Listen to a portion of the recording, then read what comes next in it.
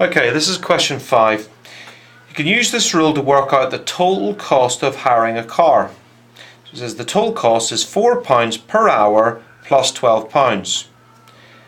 Aaron hires a car for 5 hours. So immediately I'm thinking about putting that number and substituting them into this formula somewhere or other. So it's asked me to work out the total cost. So I know that the total cost is equal to £4 for each hour. So 4, if it was 1 hour it would be £4, if it was 2 hours it would be £8, so I'm timesing those numbers together.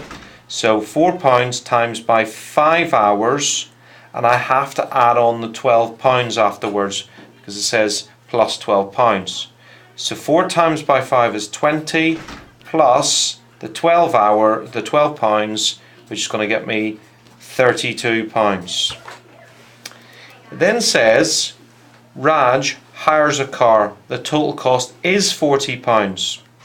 So I know that straight away, if I go to my formula, total cost equals 4 times the number of hours plus £12. I've rewritten this in terms of an algebraic way.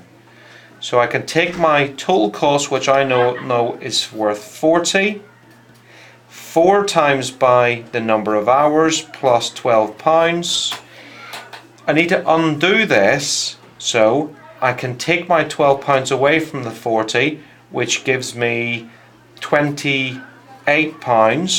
So 4 times by the number of hours is £28. So I can work out that the number of hours is 28 shared out 4 ways. So I do 28 divided by 4.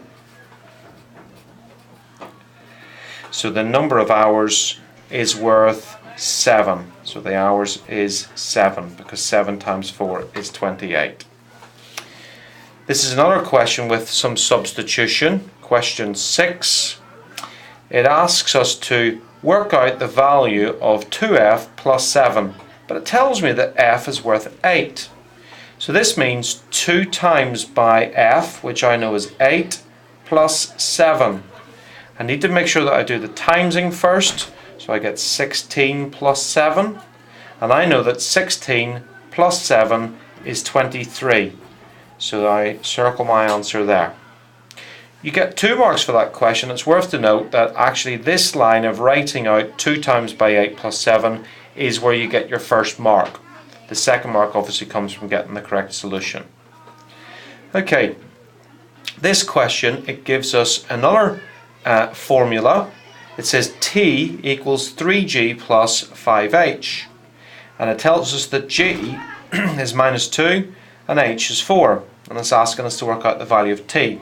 So I'm going to write down T equals 3G, but instead of writing 3 times by G down, I'm going to write 3 times by minus 2. I'm going to put that minus 2 in brackets just to protect that minus there so that I know that I'm doing 3 times minus 2.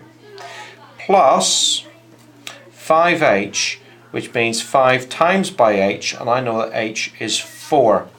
So I've got lots of timesing to do here and then some adding to be done. 3 times by minus 2, well 3 times 2 is 6, positive times a negative is negative 6. 5 times by 4 is 20, so I've got to remember to add them together. Now, T is minus 6 plus 20, so if you think about that on a number line, you're down 6 and come up 20, it's the same thing as being at 20 and going down 6. So I know the answer is 14. So 14 is my answer to that question.